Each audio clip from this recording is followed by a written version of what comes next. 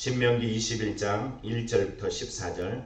내 하나님 여호와께서 내게 주어 차지하게 하신 땅에서 피살된 시체가 들에 엎드려진 것을 발견하고 그 쳐 죽인 자가 누구인지 알지 못하거든 너희의 장로들과 재판장들은 나아가서 그 피살된 곳의 사방에 있는 성읍의 원근을 잴 것이요 그 피살된 곳에서 제일 가까운 성읍의 장로들이 그 성읍에서 아직 부리지 아니하고 멍에를 매지 아니한 암송아지를 취하여 그 성읍의 장로들이 물이 항상 흐르고 갈지도 않고 씨를 뿌린 일도 없는 골짜기로 그 송아지를 끌고 가서 그 골짜기에서 그 송아지의 목을 꺾을 것이요 레위 자손 제사장들도 그리로 갈지니 그들은 내 하나님 여호와께서 택하사 자기를 섬기게 하시며 또 여호와의 이름으로 축복하게 하신 자라.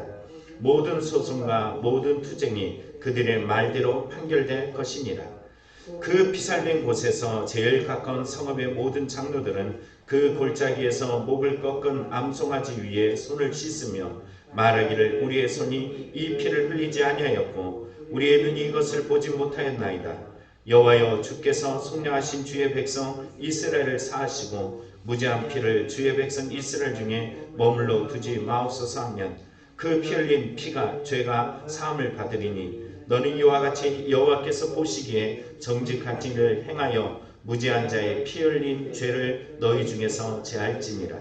내가 나아가서 적군과 싸울 때 내 하나님 여호와께서 그들을 내 손에 넘기심으로 내가 그들을 사로잡은 후에 내가 만일 그 포로 중에 아리따운 여자를 보고 그에게 연연하여 아내를 삼고자 하거든 그를 내 집으로 데려갈 것이요 그는 그 머리를 밀고 손톱을 베고 또 포로의 의복을 벗고 내 집에 살며 그 부모를 위하여 한 달 동안 애곡한 후에 내가 그에게로 들어가서 그의 남편이 되고 그는 내 아내가 될 것이요 그 후에 내가 그를 기뻐하지 아니하거든 그의 마음대로 가게 하고 결코 돈을 받고 팔지 말지니라. 내가 그를 욕보였은즉 종으로 여기지 말지니라. 아멘. 오늘 본문은 미결 살인 사건과 그리고 포로로 끌려온 여인을 아내로 삼을 때 사건을 다루고 있습니다. 한국 성서공예 개역 개정판에 보면은 이 내용에 대해서 주제를 1절 9절을 보면은 죽인 자를 알지 못하거든 이렇게 주제를 써 있고 10절부터 14절에 보면 여자 포로를 아내로 삼는 규정 이렇게 써 있습니다. 그렇습니다. 오늘 1절부터 9절에 보면은 이스라엘 백성이 가나안 땅에 들어가게 되어지면은 그곳에서 있을 수 없는 일, 다시 말하면 피살된 변사체가 발견되었을 때 너희가 어떻게 그 행해야 될지 규례에 대해서 말해주고 있고 또 10절부터 14절에 보면은 포로로 끌려온 여인을 그냥 성착취물로 여기는 것이 아니라 그들에게 어떻게 존귀하게 대해줘야 될지 이 부분을 말씀해주고 계십니다. 오늘 믿음의 교훈을 이 말씀 속에 우리가 얻고 또 내게 주시는 말씀이 어떤 것인지 깊이 상고함을 통하여 순종의 은혜 하나님의 백성의 은혜들을 상실하지 않고 살아가는 기쁨이 있기를 간절히 축원합니다. 그래서 첫째 주시는 말씀은 약속의 땅에서 피살된 변사체를 발견하게 되면 공동체가 이 죄의 문제를 해결해야 됨을 말해주고 있어요. 분명히 말했지만 그래요. 나하고 상관없어? 성경은 그렇게 말하지 않아요. 너와 깊은 상관이 있다라는 거예요. 세상에 돌아가는 죄의 문제들을 하나님은 너와 깊은 상관이 있어 이렇게 말하고 있어요. 특히 오늘 본문을 읽다 보면은 참 그래서 안 어울리는 부분을 보게 됩니다. 이 부분이 뭐냐? 자 1절을 한번 읽어봅니다. 내 하나님 여호와께서 내게 주어 차지하게 하신 땅에서 피살된 시체가 들에 엎드리는 것을 발견하고 그 쳐 죽인 자가 누구인지 알지 못하거든. 참 안 어울리는 문장이라는 거예요. 은혜를 받은 민족이에요. 저 가나안 땅을 점령할 수 있는 힘이 전혀 없는 이 백성이 하나님께서 주신 은혜로 말미암아 그 땅에 들어가고 정착하고 안정을 얻게 되었어요. 그럼 이 모든 것이 살아간다라는 자체가 하나님의 은혜인데도 불구하고 그 안에서 어떤 사건이 일어났어요? 살인 사건이 일어났네. 있을 수 없죠.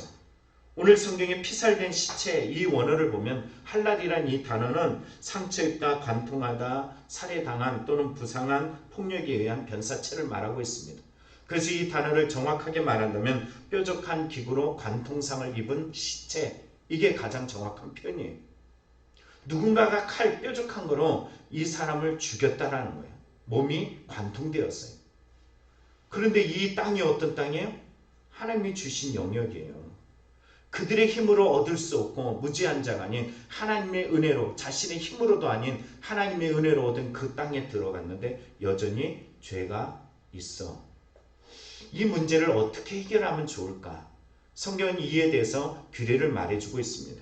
자, 이 내용을 한번 순서대로 쭉 보다 보면은 이 규례에 통하여서 우리가 해결해야 될 문제들을 발견하게 됩니다. 먼저 2절에 보면 말하죠. 너희 장로들과 재판장들은 나아가라. 그리고 피살된 그 변사체가 있는 곳에서 사방에 있는 성의 원근을 재라. 이 동그랗게 해서 중간으로 해서 동일한 부분으로 이 거리도 재보고 저 거리도 재보면서 가장 가까운 성이 어느 성인지 재봐라 이거예요.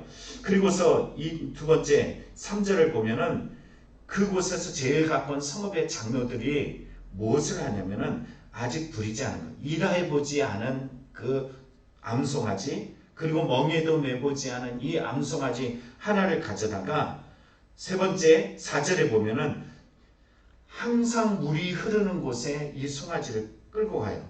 그리고 그 땅에 갈지도 않고 그리고 씨도 뿌린 적이 없는, 개간하지 않은, 전혀 개간하지 않은 그 골짜기에서 이 송아지를 끌어다가 목을 꺾어서 죽입니다. 왜 이렇게 할까? 자, 먼저 물이 흐른다라는 것은 씻음이 필요하다라는 거예요. 깨끗이 씻음이 필요해요. 어느 목사님이 이 얘기를 하시는데, 아, 그래, 맞아, 이런 마음이 들었어요. 그 정수기 필터를 갈러오는 이 분들이 계시잖아요. 이 풀 오시는데 그분한테 항상 비밀번호 키를 알려주고서 그분이 가서 가는데 어느 날 딱 갔더니 열심히 갈고 있더래요. 아, 근데 좀 아까워요. 요즘에 코로나로 인해서 예배도 안 드리는데 이걸 뭐 가를 필요가 있을까요? 라고 이야기했을 때 그분이 이런 얘기를 하더라는 거예요. 물을 자주 마신 것보다 자주 안 마시고 그냥 그대로 난 것이 더 더럽습니다. 이런 표현을 하더라는 거예요. 물이 흐른다는 것은 어떤 걸까요? 우리가 항상 어떤 것을 깨끗이 하기 위해서는 물이 흘러야 되잖아요. 흐르는 곳에 이 송아지를 데리고 가는 것은 다름 아니에요. 그곳에서 이게 씻음이 필요하다는 거예요. 그럼 이 씻음의 의미가 뭘까요? 죄의 씻음의 의미를 표현하는 거죠. 깨끗이 해야 될 대상이 바로 송아지임을 표현해주고 있어요. 또 더군다나 오늘 성경에 보면은 갈지도 않고 씨를 뿌리지 않는 그 골짜기로 데려가라 그러는데 이 소가 어떤 의미인지 보여주고 있는 거죠. 여기 보면은 이 오염된, 죄가 오염된 땅에서 어떤 개간을 해서 싹을 나고 그리고서 그곳에 곡식을 먹는다? 있을 수 없는 거예요. 죄악이 흐른 땅은 하나님께서 어떻게 하셨어요? 이미 심판하셨어요. 그런데 그 땅에서 또 죄악이 일어난다? 그러면 하나님께서 이 땅도 어떤 땅이에요?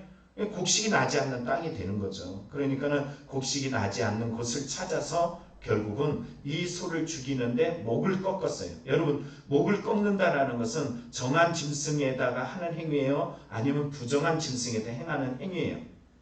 부정한 짐승을 죽일 때 목을 꺾어서 죽여요. 이 목을 꺾어 죽이는데 여러분 알고 있다시피 이 송아지는 정한 짐승이에요? 부정한 짐승이에요? 정한 짐승이에요. 정한 짐승을 부정하게 목을 꺾는다라는 것은 오늘 성경에 하나님 앞에 제사할 때는, 정한 제사를 할 때는 목을 꺾지 않고 칼을 대서 자기의 죄를 고백하고 안수하고 나서 죽이잖아요. 그런데 이것을 목을 꺾어 죽이는 것은 부정하다라는 의미는 오늘 이 행위들이 제사를 위한 행위가 아니라 정말로 변사체를 위한 대신한 속죄 제물로 드려졌다라는 거죠. 그러니까 죄에 대한 이야기, 죄에 대한 이야기. 부정한 죄에 대해서 이 소가 대신 담당하고 있다는 것을 우리는 보고 있습니다. 피의 대가라는 사실입니다. 그리고 네 번째 보면 5절에 레위 제사장이 그곳에 개입을 하게 됐어요.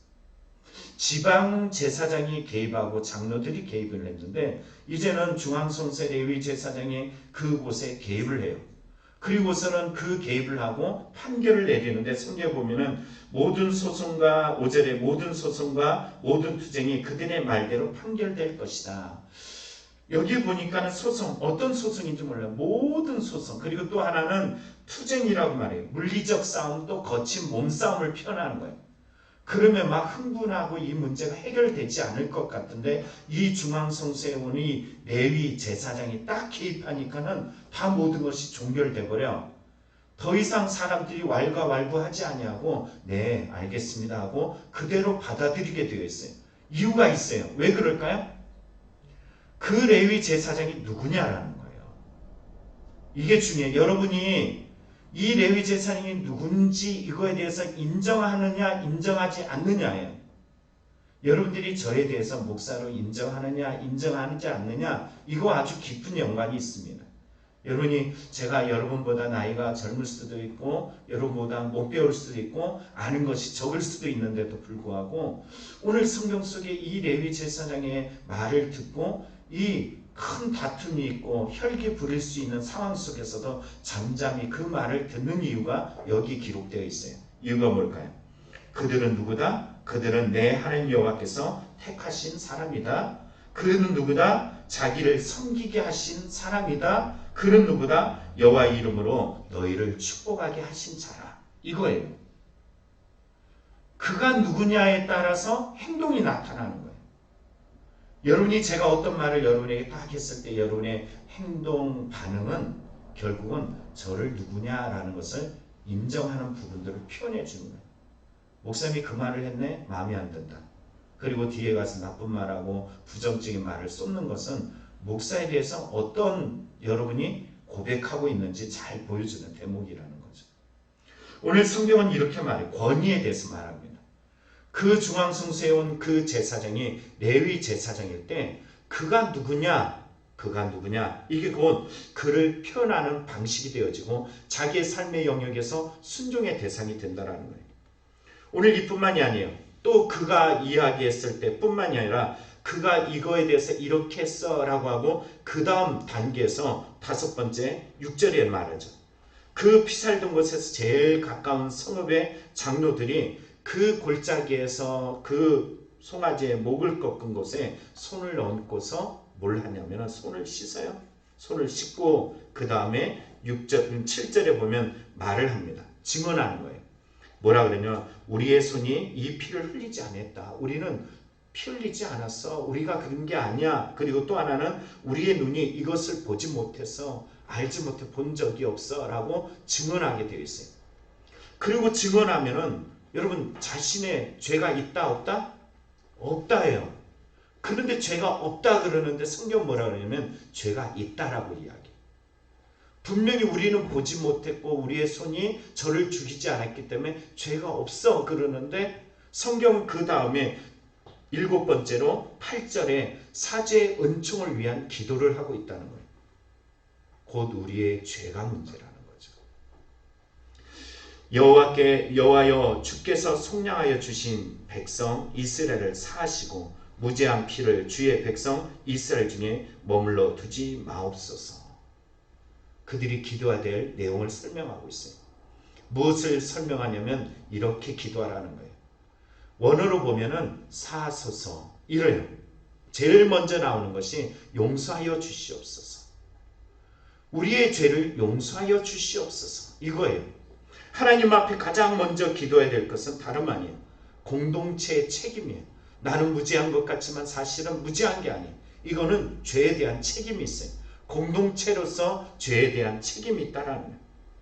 오늘 성경 요한일서에 보면 이렇게 말합니다. 만일 우리가 죄가 없다고 말하면 스스로 속이고 또 진리가 우리 속에 있지 아니할 것이요 만일 우리가 우리 죄를 자백하면 그는 미쁘시고 의로우사 우리 죄를 사하시며 우리를 모든 불의에서 깨끗하게 하실 것이요 만일 우리가 범죄하지 아니하였다 하면 하나님을 거짓말하는 이로 만드는 것이니 또한 그의 말씀이 우리 속에 있지 아니하리라. 아무도 보지 못했어. 나는 없어. 그런데 왜 내게 죄가 있다라고 말해? 왜 용서의 기도를 해야 돼? 아니잖아 라고 이야기를 하지만 성경 뭐라 그래? 아니야. 너가 그곳에 왜 있어? 네가 누구야? 하나님의 은혜를 받고 그 자리에 있는 사람이잖아. 그런데 너는 그 은혜에 합당하지 못하게 너의 삶의 영역에서 너의 삶의 인생의 영역에서 죄악이라는 것이 만연되어 있어.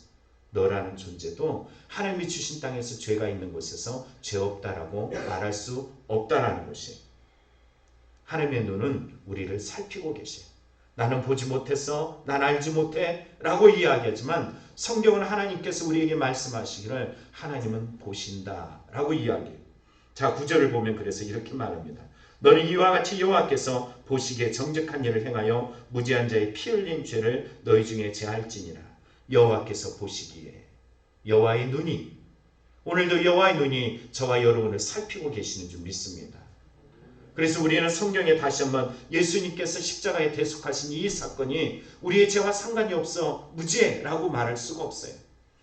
아무도 우리가 성경 속에 사도행전 2장에 베드로가 설교할 때 우리가 어찌할꼬 라고 이야기했던 그 3,000명의 성도들의 반응이 우리 안에 나타나 나는 그리스도인이 되어주고 나는 이 자리에서 하나님이 나의 죄를 속해 주셔서 은혜를 받았어 그러면서 이 땅에 살아가면서 내 주위에 있는 내 부모를 위해, 내 자녀를 위해, 내 남편을 위해, 내 아내를 위해, 내 주변 사람들을 위해서 오늘도 회개하며 기도하며 나아갈 수밖에 없는 성도임을 기억해야 될 줄 믿습니다.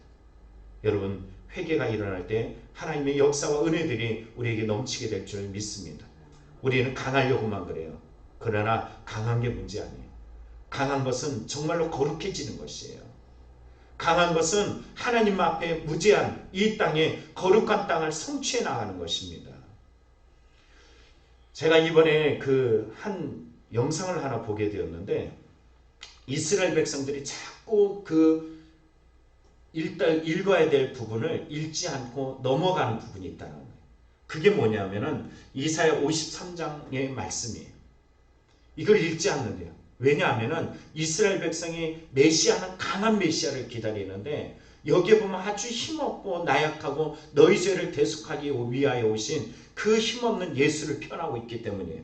그가 찔림은 우리의 허물 때문이요 그가 상함은 우리의 죄악 때문이라. 그가 징계를 받음으로 우리는 평화를 누리고 그가 채찍에 맞음으로 우리는 나음을 얻었도다. 이 말씀을 읽을 때마다 그들의 마음속에 고백되어질 수밖에 없는 것이 있어요. 예수가 나를 위해 십자가에 대속하셨구나. 그 예수가 송아지로 이 땅에 와서 그 정한 짐승이 목이 꺾여서 나의 죄를 대신해 주는 것처럼 내가 바로 그리 죽어야 될 대상을 예수께서 대신 돌아가셨구나. 이걸 기억할 수밖에 없다라는 겁니다. 오늘 여러분들이 수없이 우리는 이 말씀을 읽으면서도 우리는 이 말씀에 대해서 예수를 더 깊이 생각하지 않아요. 그러나 우리는 이 말씀을 통해 더욱더 예수를 기억하면서 이 땅에 살아가는 모든 순간에 주 예수 그리스도 앞에 당신의 통치가 이루어지는 거룩한 나라를 꿈꾸며 그 거룩한 은혜들을 회복하는 성도의 삶이 되기를 간절히 축원합니다. 두 번째 말씀은 좀 짧게 해야겠네요. 자, 두 번째 말씀은 포로 여성에 대한 규례예요. 이 말씀을 보면은 욕망보다 하나님 앞에 서야함을 보여주고 있습니다. 여러분 성경 10절에 보면 내가 나아가서 적군과 싸울 때 내 하나님 여호와께서 그들을 내 손에 넘기심으로 내가 그들을 사로잡은 후에 오늘 이스라엘 백성이 전쟁에 나아가서 승자가 되었어요. 그리고서 남자들을 싹 죽였어요. 20세의 남자에 싹 죽였어요. 그 씨가 죄악을 만들어 가기 때문에 그 순종하지 아니하고 불순종하고 대역하고 개역하는 이들을 꺾었어요. 그리고 남아있는 여성 중에 눈에 딱 들어오는 아리따운 여인을 보았네. 그러면 힘 있는 자가 그 아리따운 여자를 봤을 때 갑이 됐어. 나는 죽일 권세도 있고 살릴 권세도 있어. 어떻게 하면 좋을까요?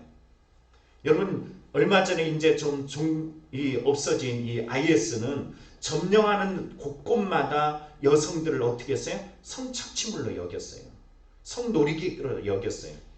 그게 고대나 현대나 마찬가지로 전쟁 가운데 이 범죄는 안 일어나지가 않아요. 지속적으로 계속 반복되어지는 역사적 반복적 사실입니다. 그런데도 불구하고 오늘 성경 하나님께서 주신 말씀은 어떻게 말합니까? 여성을 봤는데 내가 마음에 들어. 그러면 그를 성착취물로 여기지 않아요. 오늘 범죄가 일어나는 오늘 N번방 각각 이런 얘기가 있지만 하나님은 여성에 대해서 성착취의 대상으로 여기지 않습니다. 도리어 그 여성에게 어떤 역할을 하게 만드냐면 존귀하게 대하게 만드셔요. 12절에 보면은 그 과정을 기다리게 해요. 머리도 밀고, 아이고 여자의 머리를 밀어? 그리고 손톱도 다 깎고, 그리고 의복도 벗고 새로운 옷을 입히고, 그 집에 살면서 한 달 동안 자기의 부모를 위해서 애국하게 만드는 이 과정 속에 그녀의 모습이 어찌 아름다울 수 있겠어요? 아름답겠어요? 한순간에 그냥 즐거움으로, 한순간의 욕망으로 그냥 어떤 죄악을 행할 수 있지만 이 기간을 통해서 진정한 사랑, 진정한 여성에 대한 마음들을 재확인하는 기회가 되겠죠. 그리고 나서 그녀를 잠자리를 들면서 자신의 아내로 맞아들이는 거예요. 그럼 놀라운 것이 있어요. 이제는 그녀는 포로가 아니야. 누굴까요? 완전한 이스라엘 민족이 되어지는 거예요. 손톱을 깎고 자기 포로의 옷을 벗어던지고 그리고 그곳에서 회개의 눈물과 참회의 눈물과 애국의 눈물을 흘려가면서 그녀는 정말로 이 땅의 이스라엘의 여성이 되어지는 거예요. 우리도 마찬가지죠. 하나님 앞에 내가 입고 있는 옷을 벗어던지고 자기 의를 던져버리고 나의 그 손톱을 다 깎아버리고 자기 혈기의 손톱, 원망의 손톱, 미움의 손톱을 다 깎아버리고 하나님 앞에 자기 의를 드러냈던 이 옷을 던져버리고 거룩한 옷을 입을 때 우리도 거룩한 하나님의 백성이 될 줄 믿습니다. 그리고 나서 그 다음에 성경은 말해요. 뭐라고 이야기해요? 네가 그 여자가 마음에 들지 않아. 그래서 그를 내어놨어. 그러면은 예전에 종이니까는 포로니까 팔아? 안 돼. 그럴 수 없어. 그녀는 바로 너와 같은 백성이야. 그를 존귀하게 돼. 이 말씀이 오늘 말씀이에요. 오늘 이 땅에 살아갈 때 상대에 대해서 어떤 성적 도구로, 성적 요소로 삼는 것이 아니라 하나님은 존귀한 한 인성으로, 하나님의 작품으로, 걸작으로 보고 계시다는 겁니다. 오늘 이 말씀을 우리에게 다시 한번 새겨가면서 말씀을 맞이하길 원합니다. 오늘도 우리에게 주신 이 말씀이 이 땅을 살아갈 때 어떤 죄에 대해서 죄가 다스리는 삶이 아니라 하나님의 말씀이 먼저 우선시 되어지는, 나는 괜찮은데 아니야 너가 죄인이야. 누가 그랬어? 하나님이 그러셨어. 너는 은혜를 입었잖아.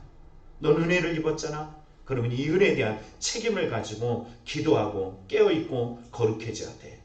여러분 이 말씀을 오늘 내 마음에 새기고 순종하는 은혜가 있기를 간절히 축원합니다. 기도하겠습니다.